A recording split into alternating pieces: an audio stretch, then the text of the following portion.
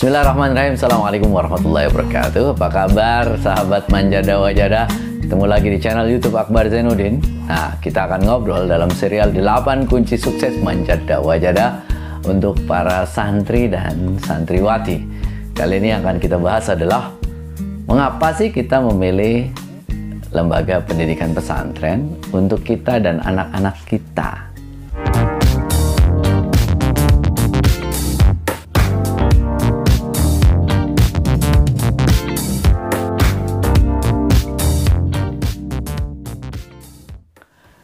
Setidaknya ada 7 alasan mengapa kita memilih pesantren dibandingkan dengan pendidikan umum di luar pesantren untuk kita dan anak-anak kita. Yang pertama, pesantren ini sudah teruji berabad-abad lalu. Bahkan 1000 tercatat itu 1700. Ya, pesantren-pesantren terutama pesantren Salafiyah itu sudah berdiri. Ada kiai, ada masjid, ada santri. 3 unsur utama dari pesantren itu, ya. Nah, itu sudah berdiri. Para santri ini datang dari berbagai daerah ke Pak Kiai, kemudian Pak Kiai mengajar. Inti dari pesantren itu kan ta'lim, pengajaran agama. Nah, itu datang dari mana-mana. Nah, itu 1700-an pesantren Salafiyah. Pesantren modern salah satunya dipelopori oleh Pondok Modern Gontor 1926, jauh sebelum Indonesia berdiri. Umurnya itu lebih tua pesantren dibandingkan dengan negara Indonesia. Kontribusinya sudah banyak sekali, karena itu pesantren sudah teruji. Tidak salah kalau kita memasukkan anak-anak kita itu ke pesantren. Ya. Pertama, itu karena sudah teruji. Yang kedua, pesantren itu bersistem asrama. Kenapa sistem asrama ini penting? Karena ini memadukan ya pendidikan di rumah, pendidikan di sekolah, pendidikan di masyarakat. Kita memadukan nilai-nilai yang ada di sekolah, kita diajarkan untuk jujur di sekolah. Dengan sistem asrama, maka seakan-akan jadi di rumah kan, di asrama. Nah, itu diajarkan juga dengan sistem kejujuran. Prakteknya di rumah, itu di asrama, dan di lingkungan itu pada saat kegiatan pesantren. Jadi 3 konteks ya, lingkungan pendidikan ini saling terhubung satu dengan yang lain. Kalau di luar pesantren, kesulitan kita. Di sekolah, kita ajarkan nilai-nilai yang baik, terus kemudian di rumah masih kita ajarkan nilai-nilai yang baik, tapi kesulitan biasanya di lingkungan. Pergaulan itu kita sulit untuk mengontrol. Sehingga pada saat remaja yang seharusnya itu diisi dengan nilai-nilai yang baik, itu dia akan kesulitan. Karena apa? Nilai yang ada di rumah berbeda nanti dengan yang ada di sekolah, begitupun nanti nilai-nilai yang ada di lingkungan. Perbedaan-perbedaan itu yang membuat nilai-nilai kebaikan yang diajarkan terutama di sekolah dan di rumah terkadang itu tidak sinkron dengan yang di masyarakat. Akhirnya kesulitan itu masuk ke dalam diri seseorang, yang akhirnya tidak menjadi sebuah nilai yang meresap. Jadi pesantren itu berasrama itu menjadi sangat penting karena memudahkan ya untuk menginternalisasi, untuk memasukkan nilai-nilai kebaikan. Dan yang ketiga, nah ini pesantren itu dulu memang pertama-tama itu lebih banyak untuk belajar ilmu-ilmu agama, hadis, tafsir gitu ya. Terus kemudian fikih, akidah, filsafat Islam, dan sebagainya. Tapi sekarang ini sudah mengintegrasikan ilmu agama dan ilmu umum. Jadi tidak hanya kemudian kita berbekal ya ilmu akhirat di pesantren, tapi juga bagaimana membekali diri agar bisa hidup di masyarakat dengan berbagai keterampilan dan pengetahuan umum yang juga sekarang ini kita pelajari di pesantren. Karena itu tidak perlu khawatir kita pesantren untuk kemudian keluar tidak bisa berkiprah di masyarakat karena kurangnya ilmu pengetahuan dan keterampilan umum.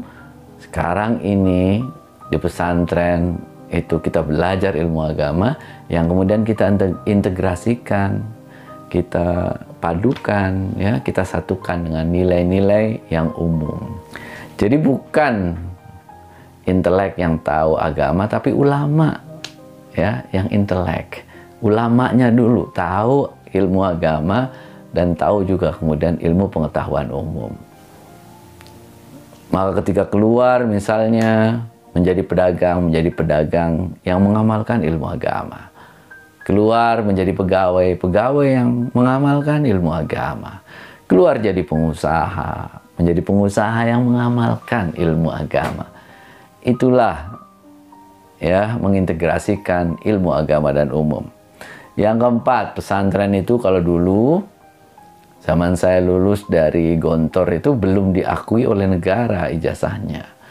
Kita masih kesulitan habis di pesantren itu melanjutkan kemana. Tapi sekarang habis dari pesantren kita bisa melanjutkan ke mana saja, ya, yang seperti yang kita inginkan. Kalau sekarang sudah diterima semua jurusan-jurusan, universitas-universitas sudah siap menerima. Tinggal kita alumni pesantren yang siap atau enggak bersaing dengan mereka. Jadi bukan lagi faktor luar sekarang yang menentukan apakah kita diterima di perguruan tinggi, tapi sekarang faktor dalam, ya, dari dalam diri kita. Apakah kita itu siap nggak untuk bersaing dengan orang-orang di luar untuk masuk ke perguruan tinggi? Tergantung kita, ya. Jadi sekarang sudah diakui oleh negara. Nomor 5, pesantren itu punya banyak pilihan.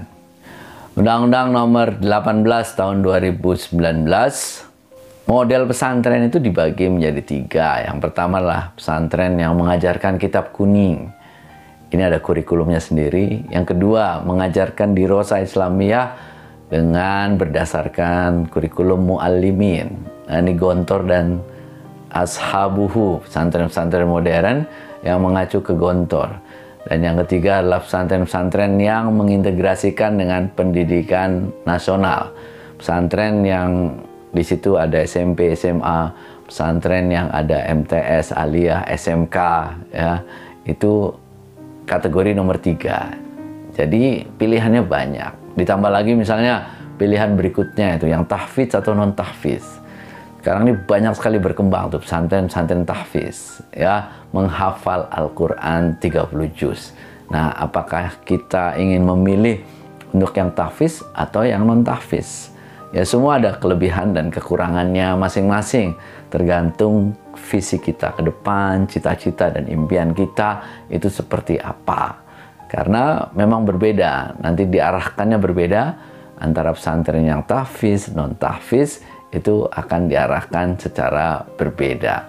Keterampilannya juga tentu nanti berbeda, ya, keterampilan yang tahfiz dan non tahfiz. Yang tahfiz biasanya fokusnya itu memang menghafal Al-Quran.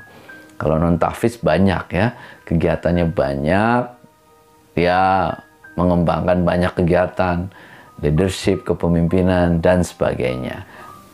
Pilihannya nanti ke kita, kembali kepada kita. Apakah kita ingin khusus menghafal Al-Quran atau pesantren secara umum.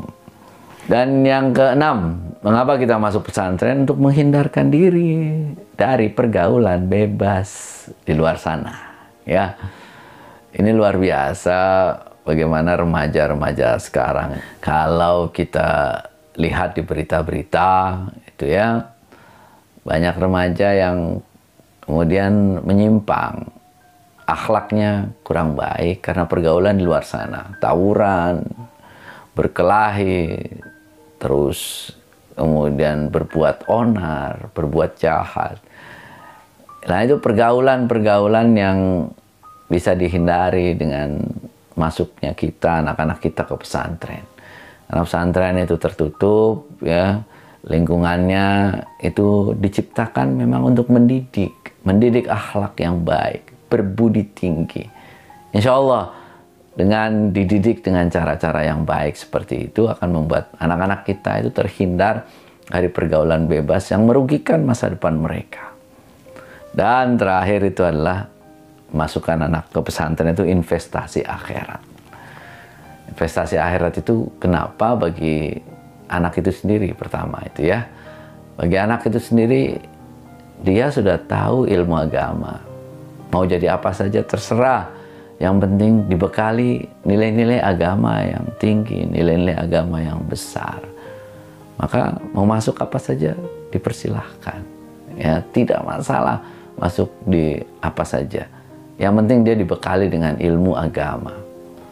Dan yang kedua, buat orang tua, investasi akhirat ini penting sekali karena doa anak soleh itu yang masih terus mengalir walaupun orang tua itu meninggal. Apa sih yang kita inginkan dari anak-anak kita? Salah satunya itu yang kalau kita meninggal itu bisa terus mendoakan kita sehingga pahalanya terus mengalir. Pahalanya terus mengalir.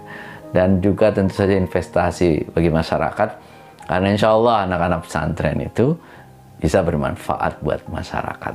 Itulah 7 alasan mengapa kemudian kita memilih pesantren buat lembaga pendidikan untuk melanjutkan sekolah dari kita dan anak-anak kita. Materi ini saya ambil dari buku terbaru saya, Manjada Wajada 8 Kunci Sukses Santri dan Santriwati. Yang belum punya silahkan untuk order sekarang. Ini salah satu bacaan terbaik untuk para santri dan santriwati selama liburan. Karena buku ini memang saya tulis khusus buat santri dan santriwati. Ada lembar kerjanya sehingga mereka bisa menuliskan. Mudah-mudahan ini bisa menemani liburan anak-anak kita. Terima kasih. Assalamualaikum warahmatullahi wabarakatuh. Salam Manjada Wajada.